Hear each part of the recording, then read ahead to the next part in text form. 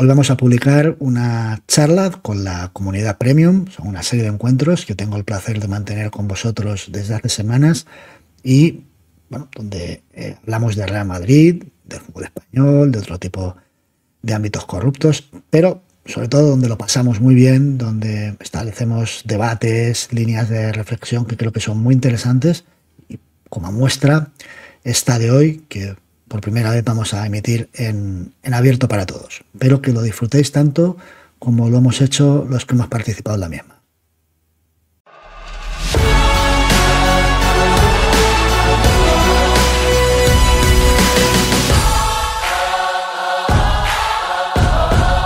Hola a todos, bienvenidos a esta tercera charla con usuarios premium en el canal de Collins y bueno, con nosotros hoy tenemos a Héctor. Hola Héctor. Hola. A Hervé, bienvenido. Hola, Hervé. buenas tardes. Buenas tardes. Y a Carlos. Carlos. ¿Qué tal? Buenas tardes a todos. Bueno, pues como os decía, os iba a proponer temas. En esta ocasión quería empezar ya por un tema más deportivo, que la otra vez lo hemos tocado poco, tocaremos otros temas, pero quería empezar por un tema deportivo y es mirando al futuro, ya no tanto, si queréis hacer algún balance de temporada, pues lo podéis hacer, o algún juicio del pasado con respecto a una visión del futuro también, pero quiero ya hablar del presente y del futuro, y es, bueno, estos primeros pasos del Madrid de Xabi Alonso, ¿qué os está pareciendo? Puede empezar el que quiera. A ver, Hervé, tú mismo. Vale, bueno, a ver, no se ha visto nada, en verdad, más que la presentación, la rueda de prensa. Me pareció muy acertada, muy coherente, partiendo de la base de que dice lo que todo el mundo queremos escuchar, me parece que todo el madridismo. A poquito que se le dé un poquito de lógica a la plantilla, de cordura en ciertas decisiones, obviamente respecto a la temporada pasada todo va a ir a mejor. Pinceladas a mejorar, a lo mejor pues un poquillo más de confianza en la cantera. No quiere decir que todo el mundo que vaya a tocar Xavi pues vaya a ser un mega crack indiscutible del Castilla. Pero ya hemos visto esta temporada pasada, cuando ha habido alguna ausencia, es un tema más que machacado ya, que primero siempre iban los 11 titulares, luego iban los 3-4 del banquillo, siempre en el mismo orden. Con un poquito de lógica, yo creo que ya en ese tema pues puede ser bastante esperanzador, por lo menos. Sí. Carlos, ¿tú crees que Xavi va a imprimir meritocracia? ¿Realmente se va a atrever a decirle a uno, oye, mira, a un titularísimo, tú no juegas al banquillo? Yo creo que sí, yo creo que sí, es una persona inteligente y con personalidad y con criterio. Yo creo que ahora mismo lo único que podemos evaluar son más bien los movimientos del club. El club ha hecho una serie de movimientos rápidos. El movimiento del entrenador yo creo que es el correcto. El Madrid en este momento necesita un entrenador del estilo de Xabi Alonso y Xabi Alonso además tiene una serie de condicionantes adicionales que le convierten en una elección clara. Y a partir de ahí el club ha hecho lo que no ha hecho durante estos meses previos y que en el fondo todos sabíamos que tenía que hacer, que era hacer fichajes fundamentalmente en la defensa, que es donde faltaban. A partir de ahí, a mí la rueda de prensa me gustó. Me gustó la presentación, la rueda de prensa también, tanto por lo que dijo como por lo bien que regateó lo que no quería decir o no tenía necesidad de decir. En ese sentido, creo que fue una buena carta de presentación para las ruedas de prensa que le esperan. Sí, sí. Héctor, ¿tú consideras una traición del club el hecho de que ahora sí que inviertan dinero con Xavi y no con Ancelotti? Hombre, lo primero, el término de traición lo aparcaría, porque como te toca a ti mucho pelear, está muy en la línea de lo que sufrimos en las redes, ¿no? De blanco o negro y de calificativos tremendistas. Yo creo que la gestión de un club o de cualquier organización tan grande depende de tantos aspectos que no podemos ni sospechar que sería atrevido.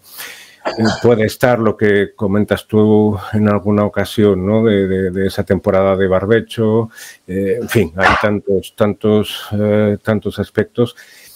Yo en cuanto a esta nueva etapa, yo sí estoy ilusionado, estoy de acuerdo por un lado con Hervé, que seguramente Xavi puede introducir más jugadores, puede rotarlos más y eso facilita que toda la plantilla esté expectante, ¿no?, de poder participar, ¿no? Y estoy de acuerdo también con Carlos en el sentido de que Xavi parece tener el perfil de un entrenador con mucha capacidad para formar, ¿no? Y la plantilla actual del Madrid son jugadores muy jóvenes, en tanto que Ancelotti es un entrenador fantástico para plantillas posiblemente más maduras y que no necesitan tanta estructura de base, ¿no? Y también para el desarrollo individual de varios de ellos, ¿no? Hervé, los primeros pasos que ha dado el club, Álvaro Carreras, bueno, no está cerrado, pero parece que sí, está. La divergencia sí está hecho. La divergencia es la forma de pago, pero bueno, más o menos el chico va a venir. Hausen y Trent Alexander, que se presentó ya, es lo único que es oficial. ¿Cómo ves estas incorporaciones? Hombre, eran esenciales, necesarias, ya por el estado de forma de Militao, por ejemplo, no se sabe cómo volverá. Carvajal, aunque es un Miura, no se sabe cómo volverá. Y al final te hace falta tener gente titular. En el lateral izquierdo hemos estado cojos, en el derecho también. De centrales ha pasado lo que ha pasado. Ahora hablan de Nico Paz para el Mundial. Yo entiendo que la decisión de Xavi de que se habla, ¿no?, por la idea de poner a Jude de organizador. Me falta un cerebro más por ahí, algún centrocampista creador, a ver la alineación que presenta, y un 9 tanque. Yo creo que un 9 tanque es ese 9 tanque suplente que aguanta banquillo, lo que se ha hablado de un Budimer, un Murici, bueno, alguno así de ese perfil. Esta temporada lo hemos visto, cuando se plantaban los 11 del equipo rival al borde del área a colgar balones y sin idea. Mbappé, Pichichi bota de oro, 0 goles de cabeza. Pues ahí está ya el resumen. Pero bueno, poquillo a poco, queda mucho verano todavía. Sin duda. Yo coincido en lo del delantero tanque como recurso. O sea, yo creo que realmente es un jugador que siempre ha tenido, bueno, siempre, es una exageración decir siempre cuando Xavi entrenaba a dos equipos, de verdad, es decir, al Sanse y al Leverkusen. En los dos equipos ha tenido a un delantero tanque, incluso a un suplente del delantero tanque que era un delantero tanque, es decir, siempre ha tenido ese perfil. Bueno, le pescó a Borja, ¿no? A Borja... Fichó a Borja Iglesias para al Panda, sí. Al Panda para esa función en el Leverkusen. En todo caso, eso que se dice del tema del mediocentro, los centrocampistas, bueno, cabe la posibilidad de que también pueda reconvertir a jugadores que están en la plantilla y que han sido utilizados en otros roles. Pongo el ejemplo de Jude Bellingham, que siempre ha sido un mediocentro en el Borussia Dortmund, o el propio Arda Güler, que puedan ser jugadores que sí que adopten ese rol. ¿No crees, Carlos?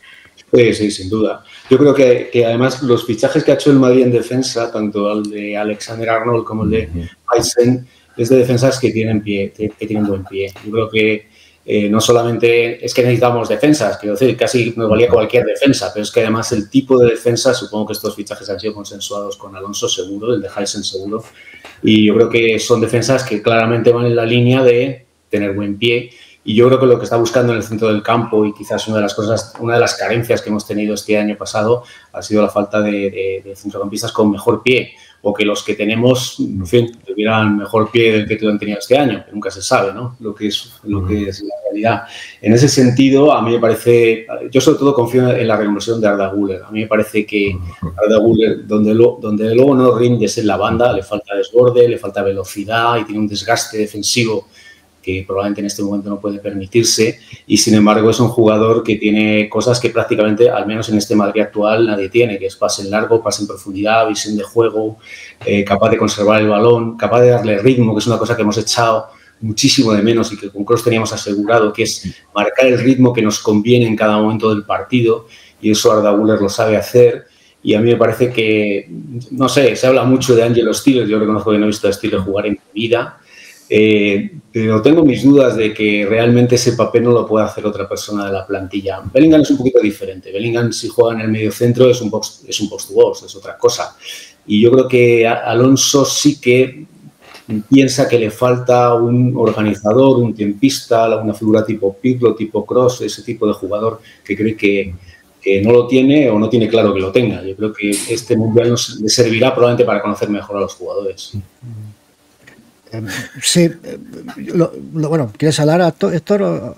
Sí, solo seguir en la línea de Carlos. Yo creo que Arda, sí, yo creo que le ha pasado, como a algunos otros futbolistas en el pasado, que en los primeros partidos tenía más frescura, más espontaneidad, y que según fueron pasando las fechas, y lógicamente, ¿no? Al ser alguien nuevo, contar con pocos minutos, muchos jugadores se van haciendo más conservadores. Le pasó en ciertos momentos a Raúl. Me acuerdo de Robinho, los primeros partidos, bueno, era la bomba, y luego se fue haciendo más conservador. Yo creo que si Arda contara con más minutos y más en esa posición flotante, podría recuperar esa espontaneidad que tenía al principio y que hace falta para un jugador creativo. Mira, me voy a remitir a los mediocentros del propio Madrid, o interiores que han sido más organizadores creativos, como Kroos, como Modric. Son mediapuntas reconvertidos. Es cierto que Kroos ya lo reconvirtieron en el Bayern, ¿no? A Modric sí que lo reconvertimos nosotros. En el Tottenham a veces era casi un segundo delantero, pero sobre todo era un jugador mucho más ofensivo.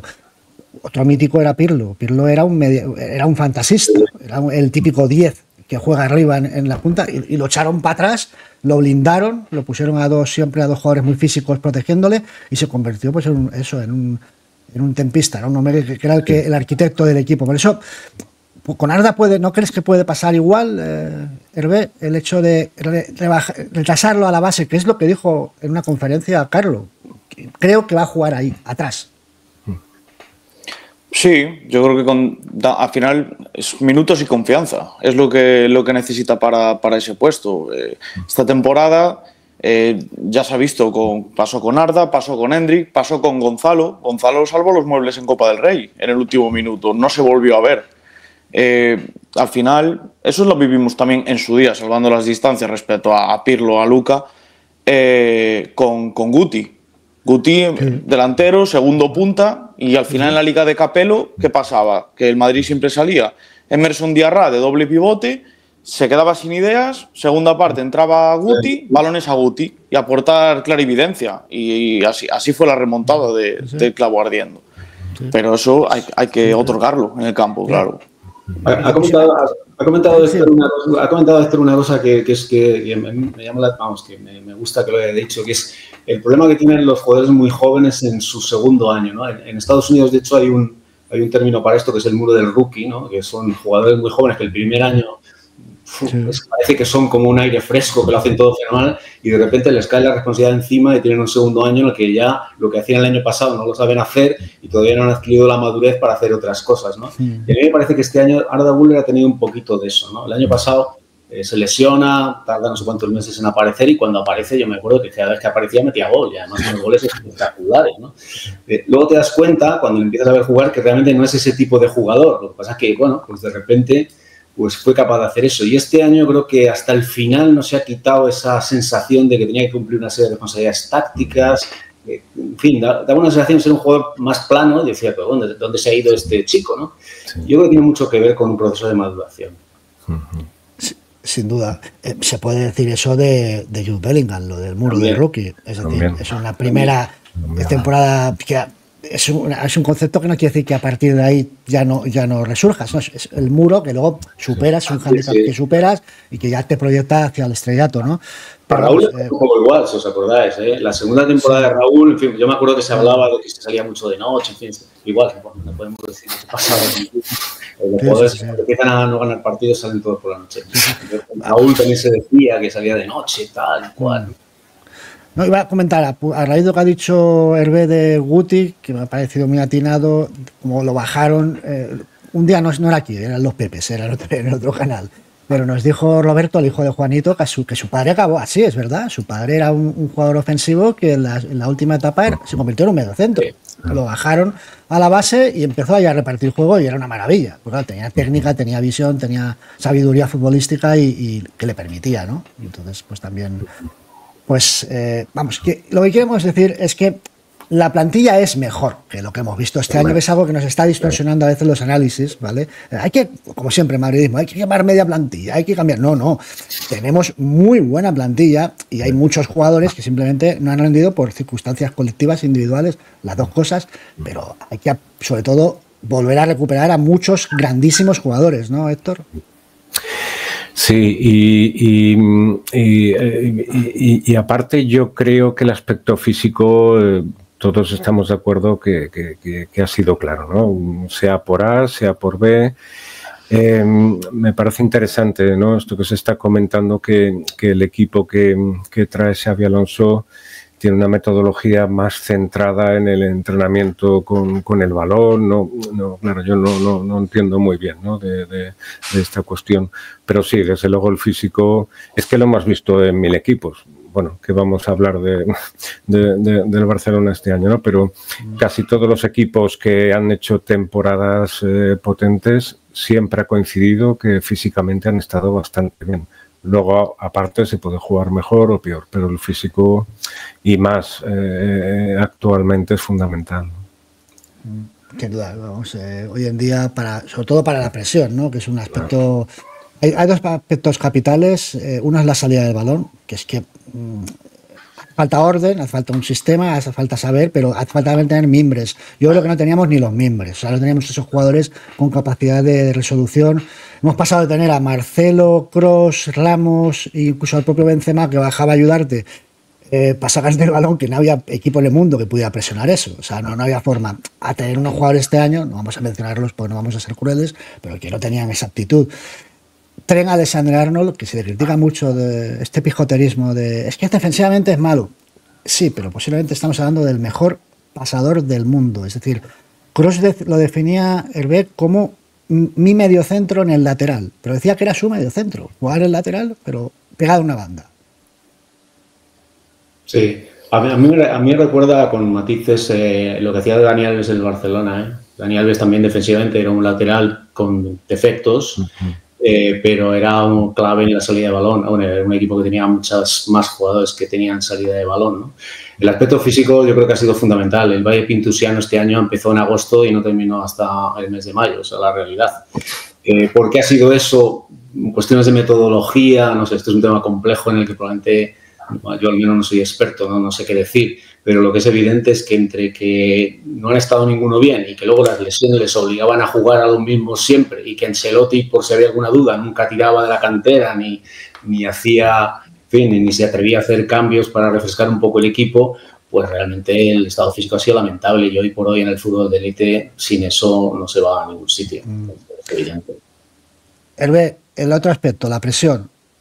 ¿Tú crees que va a ser capaz Xabi Alonso de hacer que este equipo presione? Sobre todo las dudas surgen, evidentemente, por los de arriba, ¿no? Pero también es cuestión de orden, ¿no? No solo de actitud.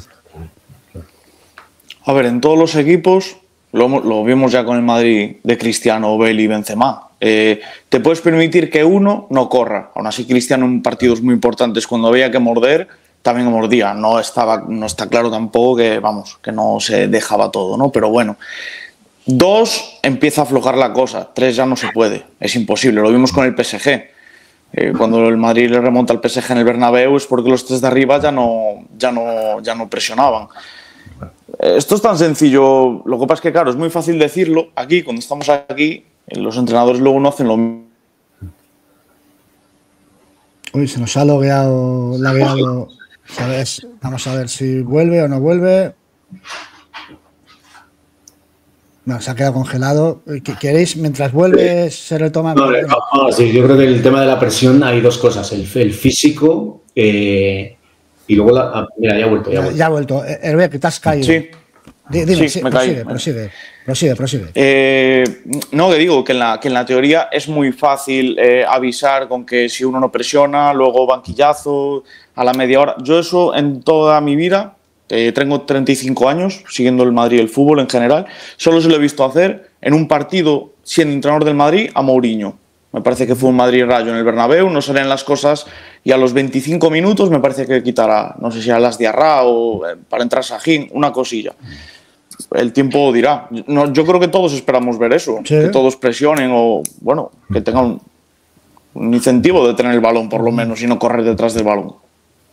Hay una entrevista a Arbeloa en Jotdown donde explica que cuando llega Mourinho, sí, era Mourinho y todo el mundo sabía un poco de su carácter y tal, pero que lo que les deja pasmaos es un partido de pretemporada donde en Estados Unidos, donde juegan y salen los titulares y por lo visto salen muy relajados, típico partido de recién salido de la playa con la arena todavía en los pies, ¿no?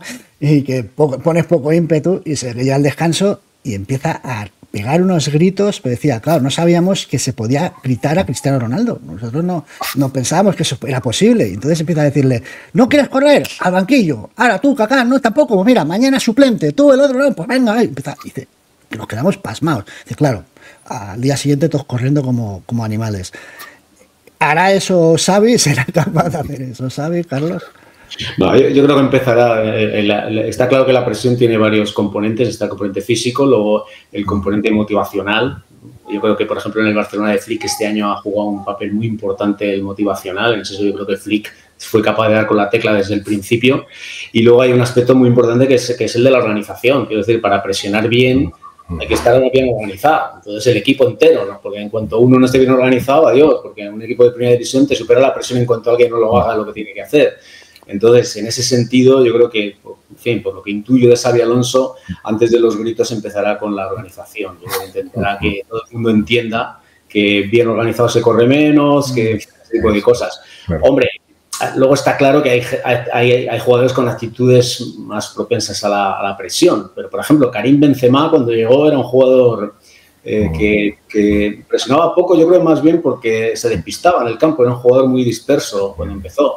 Y al final, hombre, no es que no fuera Samuel Eto'o, que perseguía a los defensas hasta donde fuera, pero bueno, tácticamente aprendió cómo presionar, era capaz, por ejemplo, de presionar bien a los dos centrales moviéndose no demasiado. O sea, yo creo que en ese sentido, yo no imagino que en el mes de, vamos a poner noviembre, el Madrid no presione bien, sinceramente. Mira, Vinicius Junior. Vinicius es un jugador que es evidente que tiene capacidad para presionar, pero vamos, física del todo. O sea, es un jugador que no para de repetir esfuerzos intensos durante todo el partido. Entonces, él tiene la capacidad para hacerlo. Igual le cuesta más, o sea, igual no quiere decir que eso porque tenga capacidad no quiere decir que te guste hacerlo, pero si el entrenador te convence, puedes hacerlo. Este año yo he visto más una actitud de que igual es comprensible humanamente, pues si este al lado no corre, yo no corro, o sea, que aquí yo he estado a punto de ganar Balón de Oro, me va a venir esta hora y yo no voy a correr. Quizás lo mejor sería, Héctor, ponerles un vídeo de Luka Modric para que vean que el hecho de correr y morirte en un campo no significa que seas menos líder, ¿no? Sí. Sí, eso lo hemos visto, igual que supuso Cristiano un ejemplo en dedicación, profesionalidad, que, en fin, ¿no? Se iba al último a la hora de entrenar y tal, igual con Modric presionando. Yo creo que aparte de que vean, como decía Carlos, que al presionar de una forma coordinada hay que correr mucho menos que si presionan 2 o 3, creo que también va a depender de los premios que vean que se consigue presionando.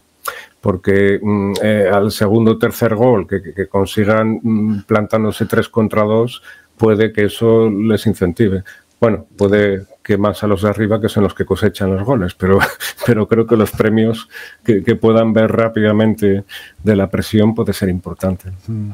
Curioso, porque si conociesen un poco al público del Bernabéu sabrían que el público del Bernabéu a veces ovaciona más una presión que no un gol. Esto es así, y esto lo sabía como nadie Raúl González, que a veces presionaba cosas absurdas. Y decía, bueno, ¿por qué lo hacía? Porque el público se volvía loco cuando presionaba un balón o iba corriendo por un balón para que no saliese de banda, a lo mejor pues no tenía sentido, ¿no? Pero esos esfuerzos en Madrid, el público de Madrid lo premia mucho. Vamos a por la tercer jugador, pues hemos citado a Mbappé de forma omitida todo el rato, el que no va a presionar nunca, ¿no?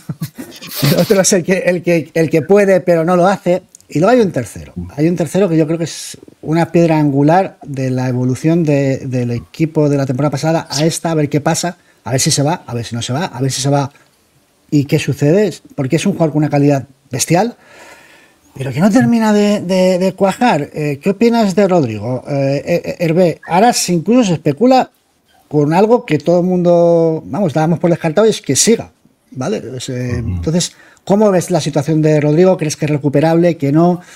¿Cómo lo ves? Se ha quedado... A ver, Rodrigo, en primer lugar, lleva tiempo que él... ¿Hola? Sí, te oigo. Sí, Rodrigo ya lleva tiempo reclamando su cariño otra vez, pero es que para todos no hay sitio. Entonces, yo creo que, por ejemplo, ya en la banda derecha se le dieron muchas oportunidades, se le han dado. Es que no hay hueco para más. El dibujo es el que es. No sé a lo mejor si jugando de posible 10 de enganche, pero eso ya significa quitar otras piezas del campo. Lo que desde luego no gusta, a mí el año pasado creo que estuvo fuera de tono. Cuando dio esa entrevista que luego decían que se había malinterpretado, justo antes de una final de Champions. Bueno, yo a lo mejor de las piezas del 11, de los que han sido titularísimos hasta ahora, lo empiezo a ver ya prescindible. Que si jugase en su posición sería top 5 posiblemente, en su posición, en esa. Pero es que tiene un tal Vinicius. Y es que Vinicius le ha comido la tostada. Está claro. Es una calidad inmensa, pero aparece, desaparece, a veces apático, parece que no se entera de la película, no está enchufado. Y eso en el Bernabéu yo creo que desespera, en general. Carlos, tú Sí.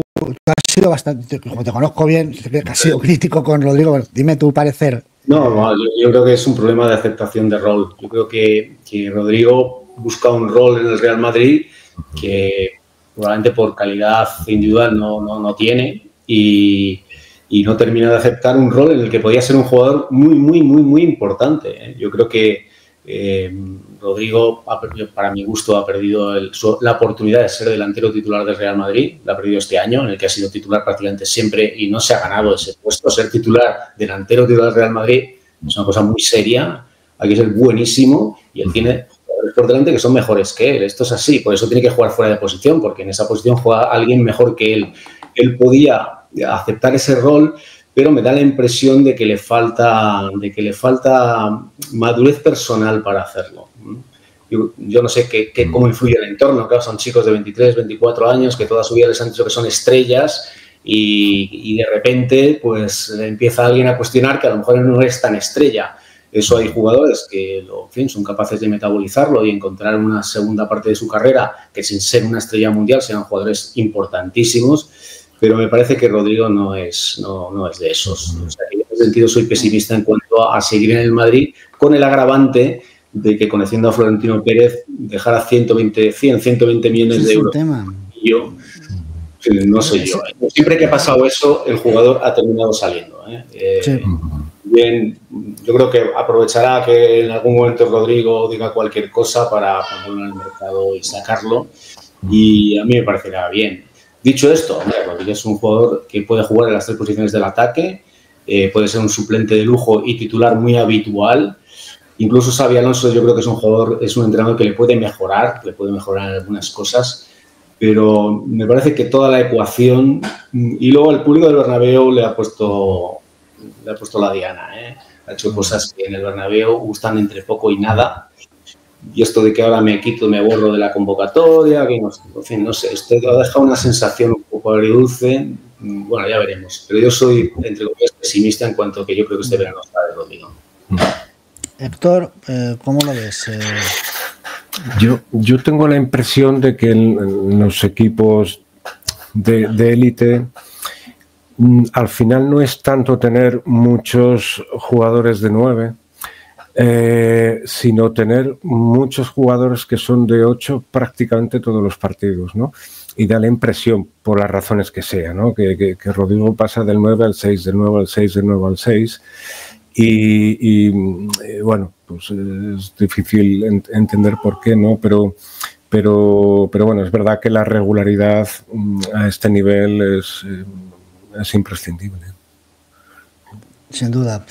A ver, hay una especie aquí de lucha históricamente en el Real Madrid. No sé si habéis escuchado alguna vez, o me habéis escuchado más bien, hablar de lo de los ciclos. Bueno, del ciclo caudillo, que viene a ser el orden, ¿no?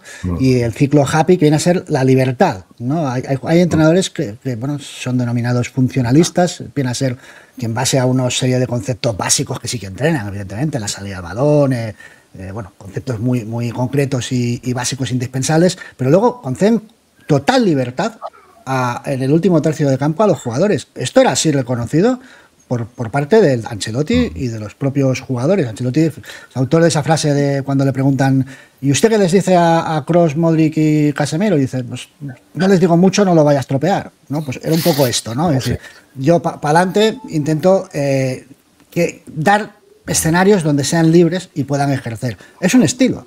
Lo cierto es que con esa forma de jugar el Madrid ha ganado, no sé si decir 15, porque las primeras 6 no las vi, pero desde luego las siguientes 9 sí las he visto. Y las 9 Copas de Europa se ganaron así. Es decir, con una concentración de estrellas bestial, que será el peso, la concentración de talento descomunal y esa libertad. No se ha ganado ninguna Copa de Europa en base al orden, pero sí que ha habido periodos de entreguerras, que igual sin esos periodos no se hubiera dado lo otro, donde en ausencia de esa concentración de estrellas se ha necesitado del orden. Capello, Mourinho. Ahora le toca a Xavi poner ese orden, ¿no? Para consolidar un equipo cuyas estrellas todavía no han cuajado del todo. Hervé. Al final todo esto viene determinado por la exigencia que uno se impone. Sí es cierto que estamos mal acostumbrados. O sea, llevamos unos años que esto ojalá vuelva a repetirse, pero va a ser muy difícil. Cuando la liga de Capello, la de la temporada 2006-2007, ahí el Madrid era cuando no llegaba a cuartos de final, o estaba ahí siempre octavos, cuartos. ¿Con qué se conforma el Madrid? Con a lo mejor llegar a semifinales. Ha habido años duros, pero claro, es que es verdad que lo de la temporada pasada, cualquier cosa que mejore la temporada pasada, bueno, es que estamos todos muy expectantes, la verdad. No sé exactamente Xabi Alonso si va a ser más cerca a Mourinho, si va a ser cerca a Ancelotti, si va a ser más cercano a un Guardiola, por ejemplo, en la idea táctica. Pero yo creo con que el equipo sepa a qué jugar, yo creo que en eso ya va a ser avanzar bastante, porque el Madrid está perdido este año completamente. La idea de juego, ¿qué queremos hacer con el balón? ¿Qué queremos hacer sin el balón? Si es que no hay ideas ahora mismo. Sí, sin duda. Vamos, está claro que no hay, vamos, para mi gusto no hay etapa happy sin etapa rodillo previa. O sea, quiero decir, aquí la duda es la velocidad con la que se producen las etapas. Quiero decir que Guardiola, por ejemplo, fue capaz de hacer en un mismo año las dos cosas. Xabi Alonso puede hacer las dos cosas a la vez, o sea, empezar en plan caudillo y ser capaz de llegar a un equilibrio tal que permita dar más libertad a los jugadores, porque no nos olvidemos que los jugadores de gran talento agradecen las etapas happy. O sea, que probablemente alguna de las cosas, yo creo que muchas de las cosas que hemos conseguido con determinados jugadores que han encontrado un contexto, que es decir, hemos fichado muy buenos jugadores, pero aquí se han hecho mejores. Y se han hecho mejores en gran parte, o en parte por lo menos, porque han encontrado un contexto que les ha permitido sacar eso hacia adelante. En ese sentido, entrenadores como Ancelotti son ideales para crear ese tipo de atmósferas. Modric era bueno, pero ha sido mejor en el Madrid de lo que era en otros sitios. Dicho esto, de hecho yo alguna vez así entre mis cercanos lo digo, yo no sé si Xabi Alonso viene a construir las bases y los frutos los va a recoger él. ¿Sabe esa posibilidad realmente de que eso sea así? Lo que le pasó a Mourinho. Hombre, como quiero hacerme ilusiones de ver alguna Champions más antes de los próximos 4 o 5 años, pues a lo mejor Xabi Alonso es capaz de acelerar los ciclos, es capaz de que todo esto vaya más rápido. Pero es cierto que el Madrid, esto es historia, no es capaz de conseguir títulos europeos con un equipo de estos cartesianos, ¿no? De los que ahora mismo se un poco en Europa, ¿no? Tipo Luis Enrique o incluso el Inter de Inzaghi, que a su manera también es un equipo muy cartesiano. Y que al mismo tiempo, lo digo por no irnos todos al guardiolismo extremo, que no lo critico, pero en fin, es lo que es, pero que realmente el Madrid ha sido capaz de que determinado tipo de jugadores, que son los que habitualmente fichamos, sean capaces de ser mejores en una atmósfera un poco calma. Tampoco hay que perder eso de vista. No, sin duda, sin duda. Lo que no tenemos es, el otro día comentaba, no sé si era demasiado fatalista, pero decía que ya no vamos a volver, nosotros no vamos a volver a vivir lo que hemos vivido estos años, es decir, 6 Copas de Europa en 11 años, pasa una cada 50. menos Hervé, que es más joven, yo creo que los demás ya no lo vamos a... Cuando menos, pero sencillo no es. Pasó en el año 53, 54 y ha pasado ahora, pero esto es algo que no es normal. Entonces, simplemente, si es que te vas a buscar en el mercado a un Cristiano Ronaldo y es que no existe, no es que no lo puedas fichar, es que no existe. No. Vas a buscar un delantero de la calidad de Karim Benzema y hoy en día no hay un solo futbolista, un delantero con la calidad de Karim Benzema en el mercado, no lo hay. Ni en venta ni en 90, no lo existe. No hay un Modric, es que no existe un Toni Kroos, no hay nadie con esa calidad. No hay un Marcelo que se hacía un llavero con la presión del rival. No hay un Sergio Ramos, un tío con esa jerarquía, no hay. Con lo cual, nadie dice que Madrid va a dejar de ganar. Evidentemente, Madrid va a seguir ganando, pero que nadie se espere que a partir de ahora vamos a estar ganando una Copa de Europa de cada 2, de cada 3, porque eso no va a ser así. Entonces, claro, eso, como decía Carlos, aquí entra el elemento afición. Y la afición, ¿tú crees, Héctor, que va a saber digerir eso? Porque yo no sé si es que están mal acostumbrados y qué, pero es un proceso que también la afición tiene que hacer también su cambio. Igual que los jugadores, la afición tiene que empezar a procesar que esto no es sostenible. Claro. Sí, bueno, para empezar habría que hablar de qué afición hablamos, ¿no? La mayoritaria real, que es el 90%, que no está casi en las redes sociales o la otra. Pues no lo creo, habrá una parte que no, porque en general llevamos peor, ir de mejor a peor que a mejor nosotros. Creo que menos Hervé, que te estamos tratando como más joven, Hervé, hemos vivido la época de los 32 años, ¿no? Y sin la Champions, ¿no? Y pareció un milagro estar en semifinales. Claro, cuando has crecido viendo Champion tras Champion, es que no es natural que no te duela, ¿no?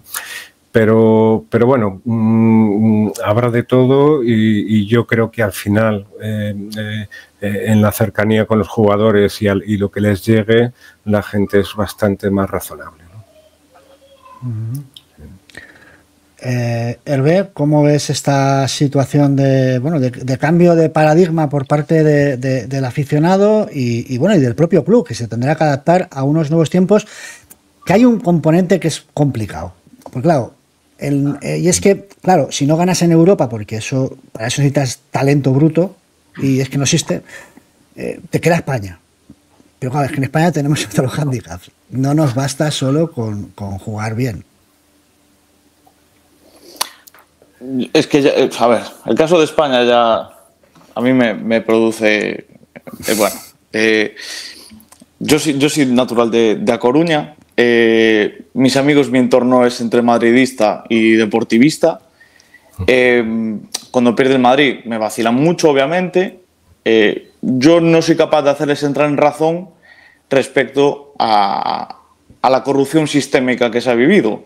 Ellos, o sea, son del Depor y no son capaces de entender que por esa corrupción sistémica a lo mejor es posible que el Deportivo en su día dejó de ganar ciertos títulos en beneficio de otro club.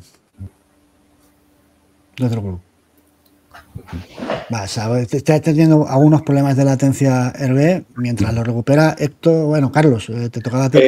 No, vamos a ver, la prueba que vamos a hacer con la afición la vamos a tener ya dentro de nada. En el próximo mes vamos a ver qué pasa en el Mundial.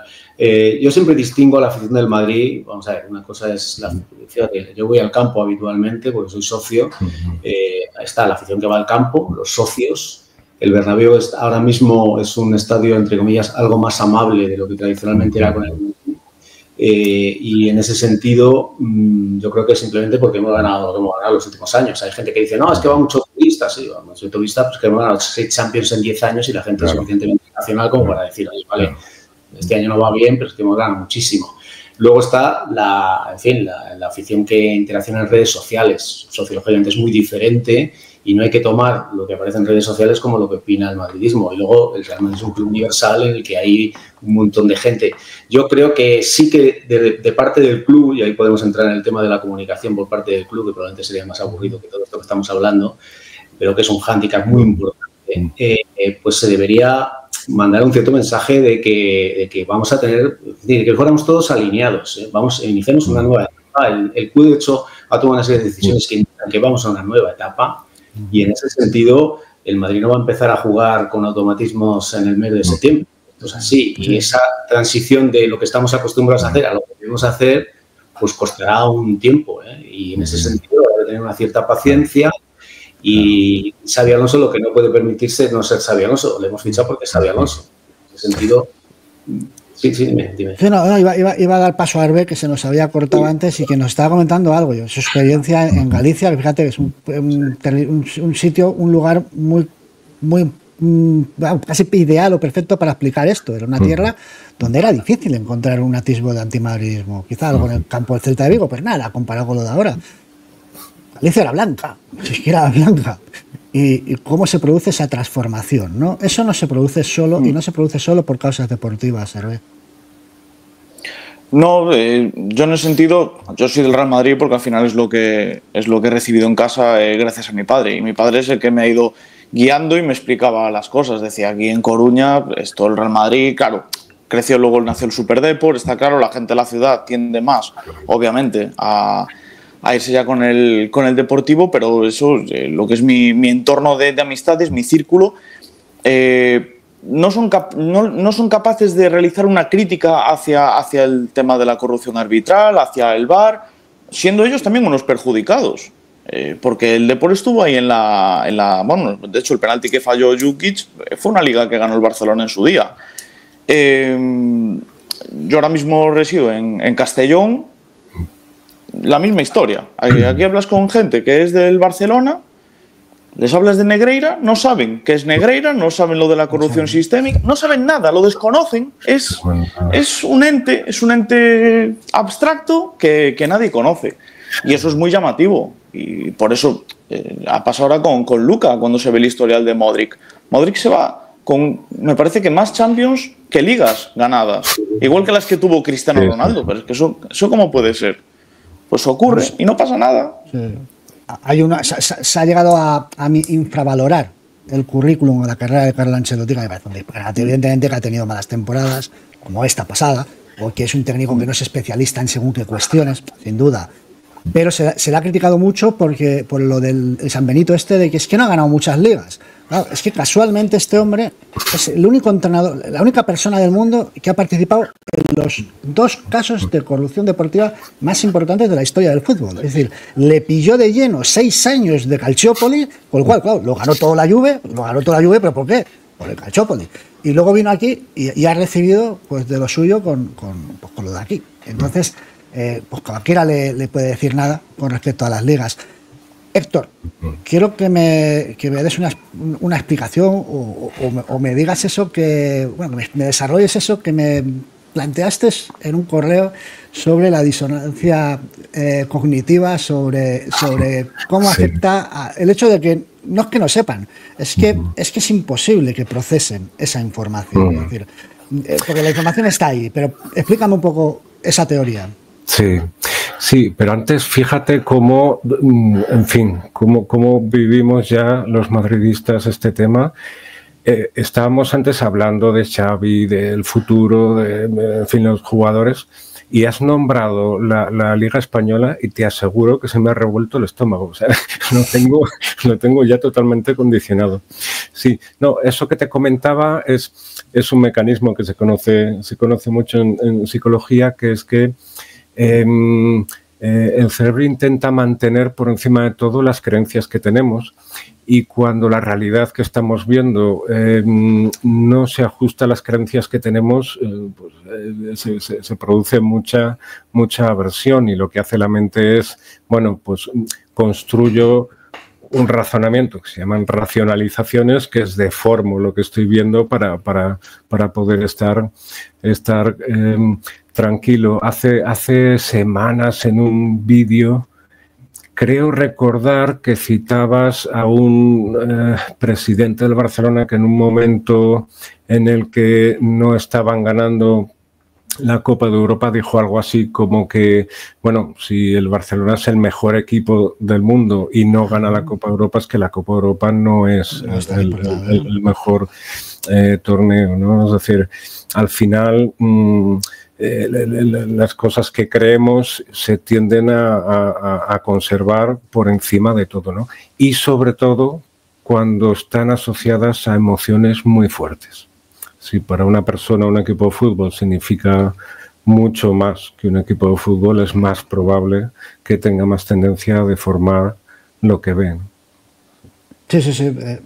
Tengo que decir una cosa, eso nos afecta a todos los aficionados del fútbol porque es un ámbito emocional muy potente y entonces pasa que, claro, quizás sea una cuestión, lo que nos diferencia es el hecho de que nosotros hemos vivido la parte mejor, es decir, a fin de cuentas pues somos del equipo que más ha ganado y el equipo que suele ganar más, entonces claro, los que reciben la peor parte son los que tienen que enfrentarse de mayor con ese choque de emociones de una forma más abrupta, ¿no? Y nosotros igual sí a veces, pero tengo que decir que yo estoy harto de ver, reconozco que a mí me pasa, una jugada, digo que a veces vemos con las tripas o con el corazón, pero no vemos con los ojos, porque tengo amigos que pues, hay un penalti a favor del Madrid y ellos te dicen vamos, lo ven como no es y dices, y son madridistas y digo, pero tío, ¿cómo puedes decir que no lo ha tocado?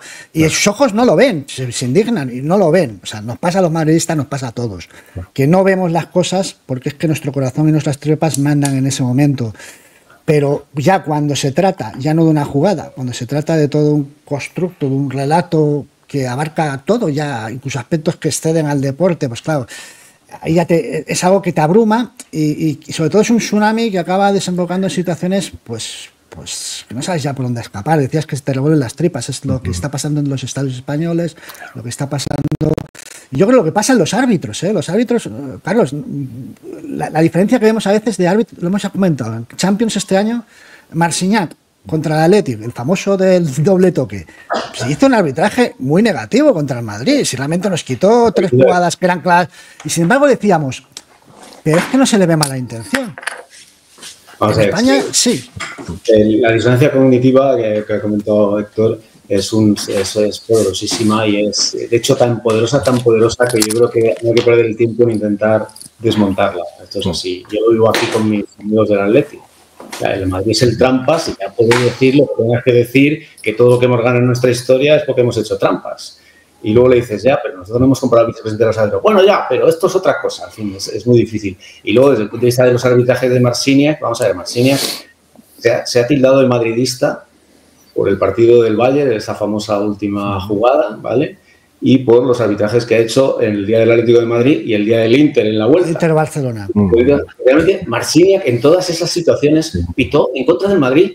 Le corrigieron a favor del Barça. Sí. Tú me intentas este argumentario con algún amigo catalán, que no sé, porque yo me dijo Marcignac decir que está comprado por nosotros, pero si él pitaba, el que le decía que no era el del VAR.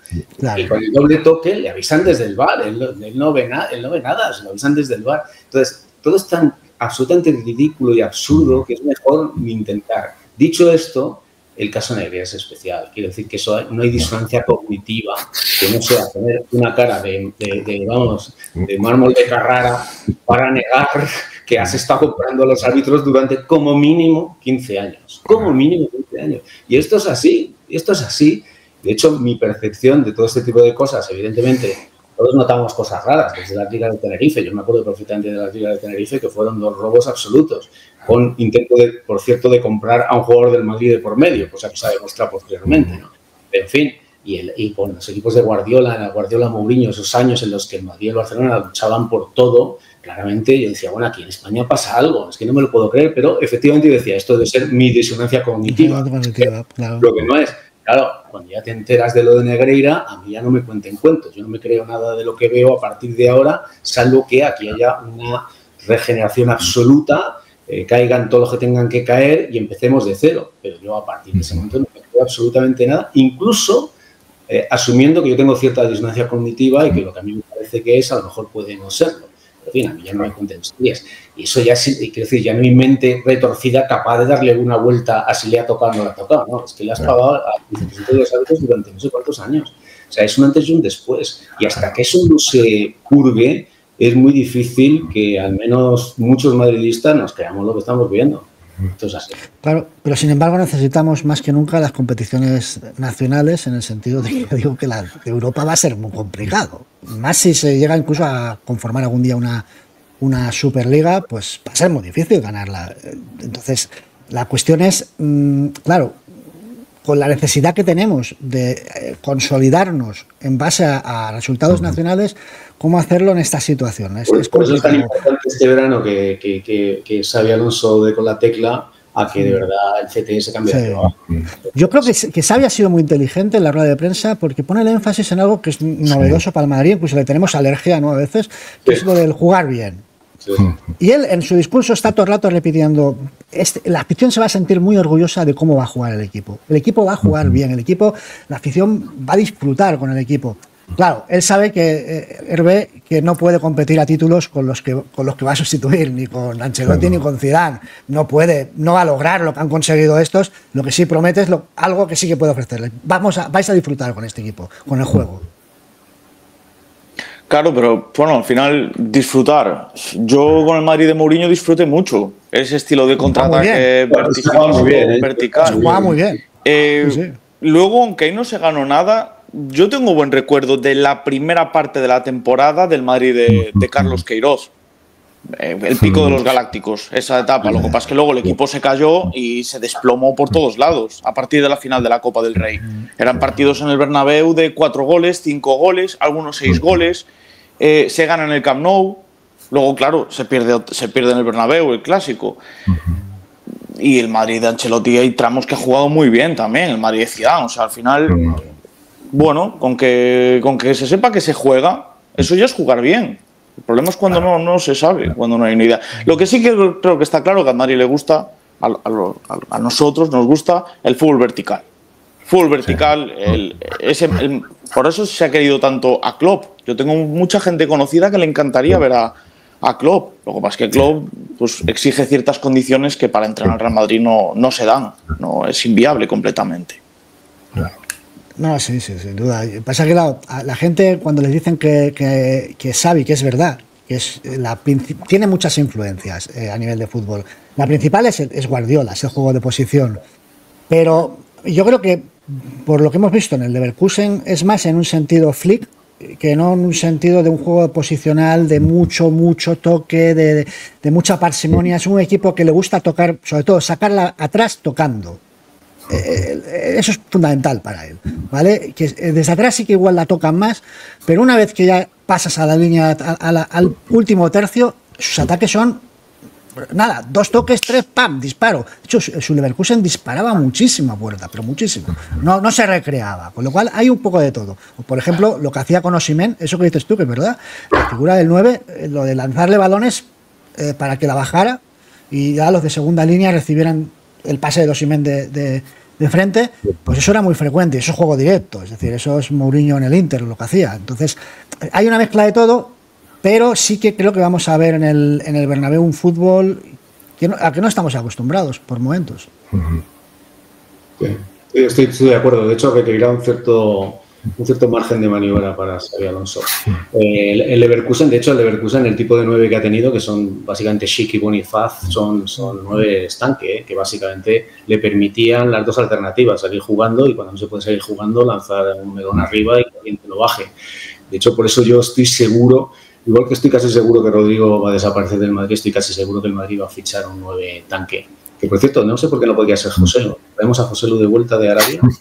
Es una de los que se ha hablado. Voy a plantear algo. Suficiente. Sí. Iba a plantear algo que es una provocación, más que una. No lo planteo como posibilidad, ¿eh? Pero hay un delantero que está buscando equipo, un 9 que está buscando equipo estos días. No lo creo, pero hombre, se busca incluso para el Mundial, porque parece que él quiere ganar el Mundial, ¿no? Dice, pues oye, pues igual, pasa que te distorsiona toda la preparación de la formación del equipo, ¿no?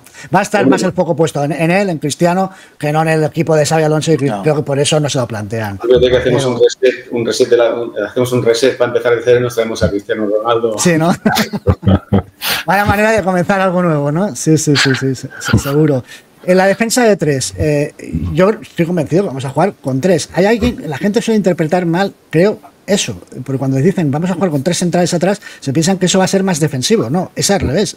Juegas solo con 3 atrás, no que...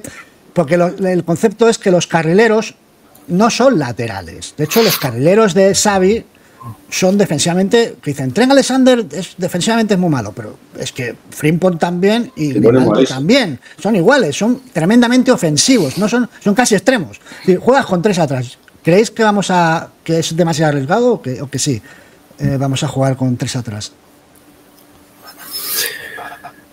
¿Hervé? Bueno, en las mejores alineaciones históricas del Madrid han sido con 3 defensas. Lo que pasa es que una cosa es, lo tenía explicado, me parece que era Zidane o Ancelotti, que una cosa es el dibujo y luego que tácticamente en el campo cómo se ubiquen todos. Le está gustando a ver, qué pena. De hecho, Zidane lo que hacía era que Marcelo quedaba libre, pero Carvajal atacaba mucho menos que Marcelo. Es que cuando se ponen estos ejemplos de carrileros poco defensivos, yo digo, pues si habéis tenido durante 25 años a Marcelo y a Roberto Carlos ahí, ¿no, Héctor? Que decías, pues es que defendían, eran buenísimos, eran una preocupación para el equipo rival, lo cual es una forma de defender también, pero propiamente no era su virtud. Claro. Es que para empezar, el que puedas estar con 3 centrales, pero si estás 20 metros más hacia arriba, ya lo convierte en más menos ofensivo. Bueno, es que creo que no es tan sencillo. Además, es posible que las mismas personas que vean como defensivo los 3 centrales hayan dicho que qué ofensivo ha sido el Leverkusen, que da gusto verles. Bueno, hasta verlo en marcha es difícil. Yo creo que también depende de cierta simetría, ¿no? Porque, por ejemplo, Arnold en la derecha tiende a dar esos pases de 30-40 metros en diagonal hacia la izquierda y Carreras, sin embargo, bueno, de lo poquito, yo lo he visto muy poquito, pero sí. me da la sensación que los pases los da más en vertical, es decir, en la misma banda. Entonces, quiero decir, a lo mejor estoy mezclando temas, pero creo que no es tan sencillo como el que haya 3 centrales o 2, sino que un equipo puede ser muy ofensivo con 3 centrales y al revés, ¿no? Hervé, que te has quedado ahí. No, sí, es que el wifi lleva un día muy complicado. Sí, no te preocupes. Que digo que al final la disposición táctica, cuando el Madrid jugaba con Marcelo, con Roberto Carlos, los otros 3 siempre se quedaban haciendo la línea defensiva de 3.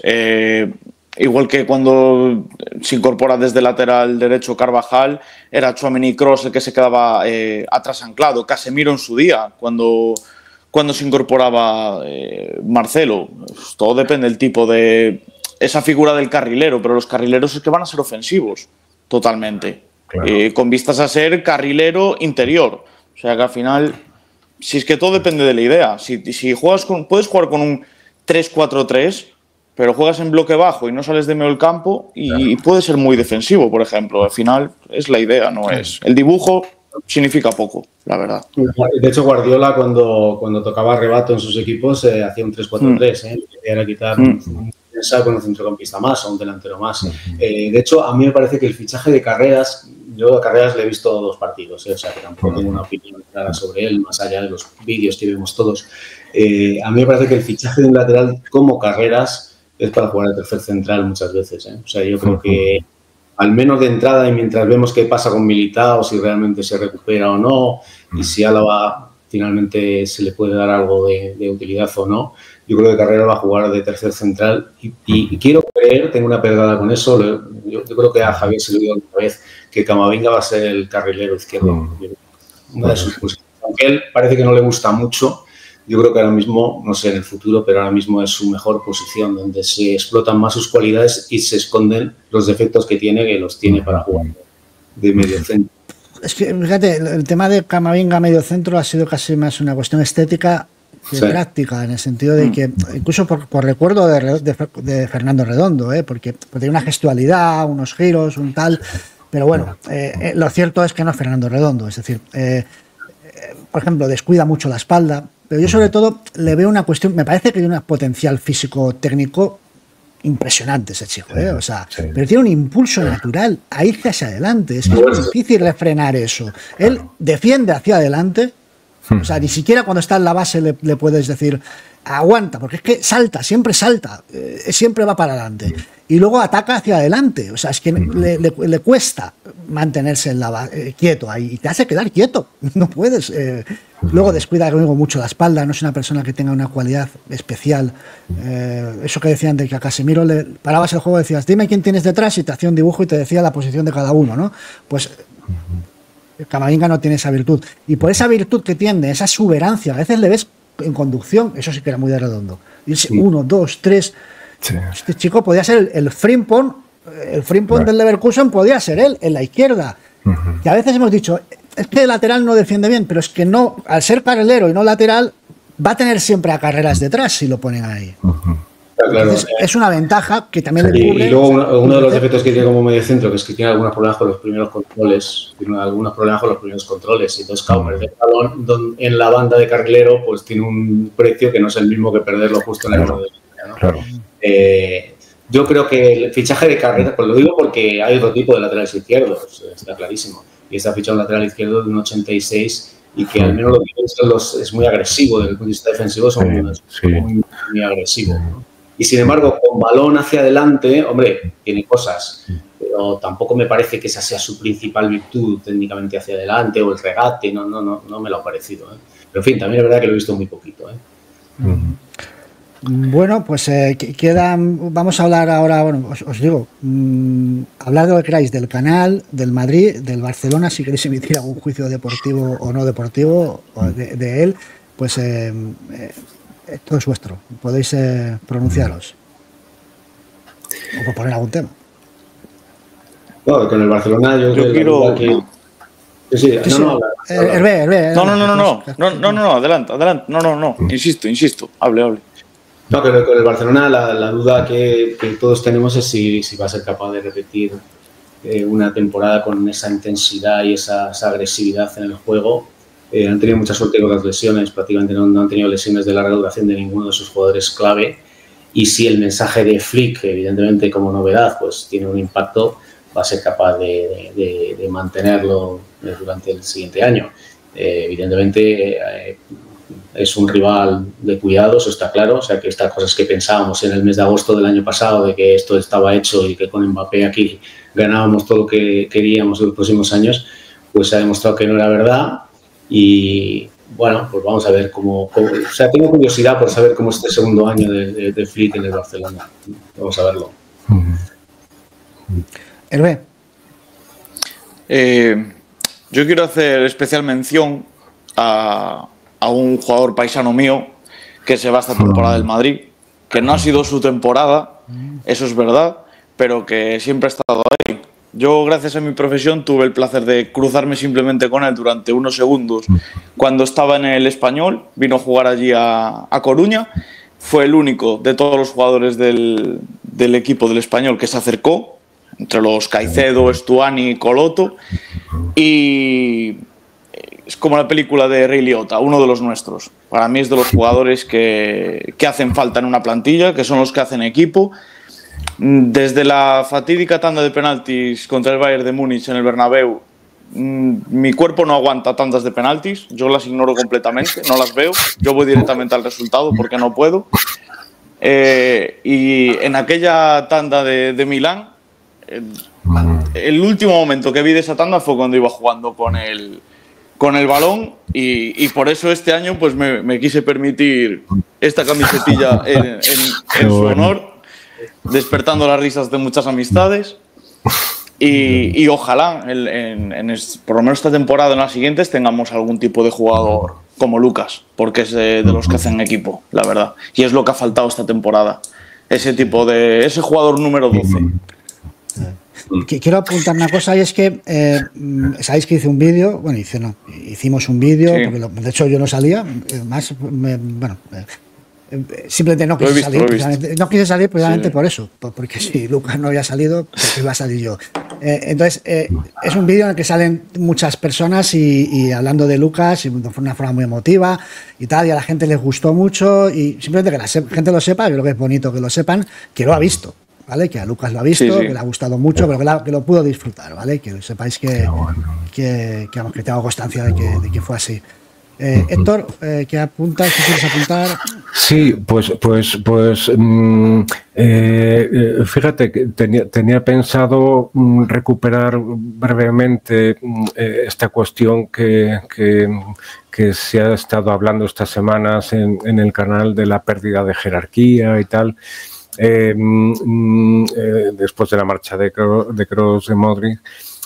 Claro, la primera idea es que a lo mejor este año es una pequeña transición en la que la jerarquía va a estar en el banquillo, pero es verdad que ciertos jugadores con personalidad, con jerarquía en el campo, tiene que haberlos si nos acordamos del famoso rótulo de los 6 minutos, ¿vale? Cuando contra el City sacaron ese rótulo que rugió todo el estadio, el City la jerarquía la tenía solo en el banquillo y el equipo se vino abajo, ¿no? Y es verdad que en esos momentos más críticos de los partidos, sobre todo de Champions, sí que va a hacer falta alguien que sostenga. Pero es que después de lo que ha comentado el compañero, es verdad que hay esa otra jerarquía que todos hemos visto a Lucas Vázquez bromeando en los entrenamientos, todos los jugadores con mucho cariño siempre hacia él, y es verdad que ese sustento que parecía tener detrás, ¿no? En la plantilla era muy importante, y no sé quién. Youth parece ser alguien que también facilita mucho el trato y tal, pero no sé con el tema del idioma si está teniendo ese papel todavía, ¿no? Ojo con este tema, porque no sé si os recordáis que se había sido muy estricto, tanto como jugador como entrenador, con esta cuestión.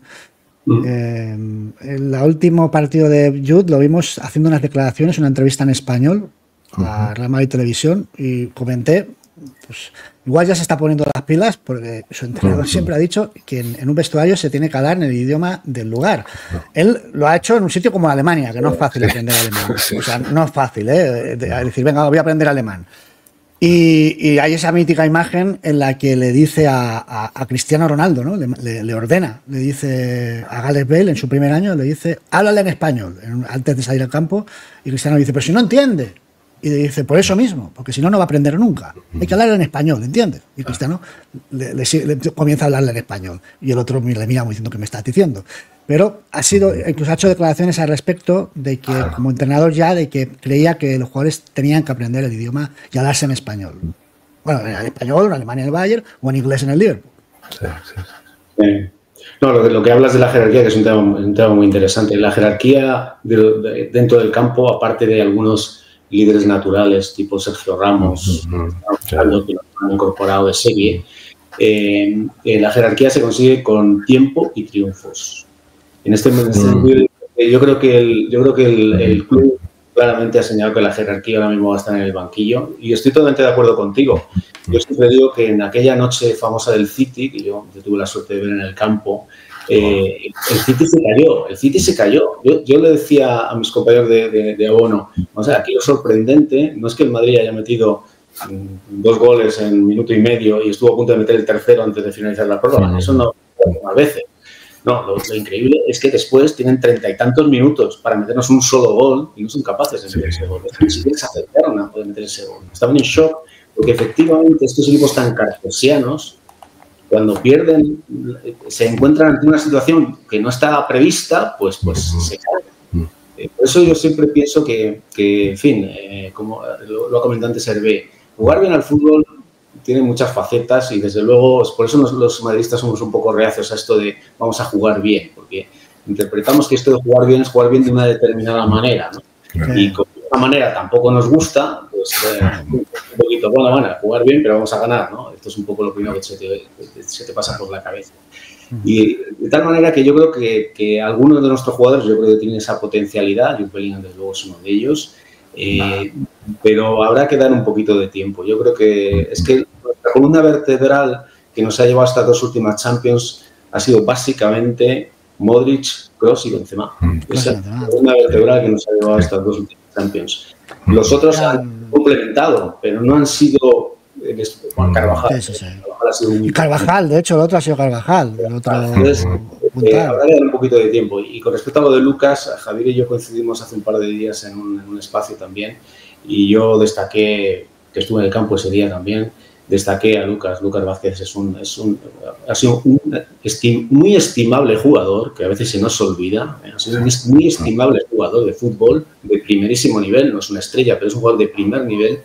Y es un ser humano absolutamente excepcional. Y el otro día hizo una demostración de un ser humano excepcional y absolutamente increíble, que a mí personalmente me emocionó. Y me gustaría que el club incorporara lo más pronto posible a Lucas Vázquez algún tipo de papel institucional, porque es ese tipo de personas que el Madrid no puede perder. Mucho más que algunos otros jugadores de relumbrón que van por las emisoras diciendo que ellos, porque yo. Lo digo sinceramente. Ese día te lo dije, que yo no había visto jamás en estos comunicados o esas respuestas a tweets, a posts de Instagram, de Twitter, que hacen públicas los jugadores a veces, más he visto a las respuestas que ha recibido Lucas Vázquez por parte de sus compañeros. No lo he visto en ningún caso, pero ni en el de Modric, ni en el de Kroos, ni en el de Casemiro, no he visto en el de nadie. No he visto el cariño y el agradecimiento que todos decían que le daba, vamos, las gracias que le daban a Lucas por lo fácil que les había hecho su estancia en el Madrid. No se lo he visto decir, no se lo he visto dedicar a nadie. El paseo que dio Lucas Vázquez, no sé si lo recordáis, él salió, cuando le sustituyen, salió y dio una media vuelta al campo, yendo por detrás, evidentemente iba llorando, pero sin ninguna laraca. A mí me pareció impresionante. Y hay muchos jugadores del Madrid que se retiran y que de alguna manera reivindican que como el club no cuenta con ellos, tal, porque con lo que yo he sido, algunos de ellos han sido bastante menos de lo que ellos dicen, pero bueno. Y sin embargo, jugadores como Lucas Vázquez deberían tener un papel institucional importante, porque además las declaraciones parece una persona inteligente, una persona sensata. Pues la semana que viene, que vas a ver a Florentino Pérez, ¿no, Carlos? Sí. Bueno, este señor cumple 50 años de socio de Real Madrid, nada más ni nada menos, 50 años, y recibirá la insignia. Pues sí, si me da la oportunidad se lo digo, no sé si enhorabuena. Qué bueno. Sí, es un doble mérito que se vivo y segundo, no, a ver, algún momento de mi vida he tenido momentos en los que he ido con menos intensidad al fútbol, pero nunca dejé de pagar la cuota, es lo que te convierte en socio. Y hoy puedo ahora miras para atrás y es un privilegio que, en fin, yo al menos lo valoro como lo que es un privilegio. Bueno. Por supuesto. Pues nada, muchas gracias a los tres, me ha encantado. Y nada, pues una pregunta os quiero, bueno, la haré luego. Simplemente que muchas gracias por estar aquí y nada, que hasta otra y que a la Madrid. No hay más. A la Madrid, un abrazo a todos.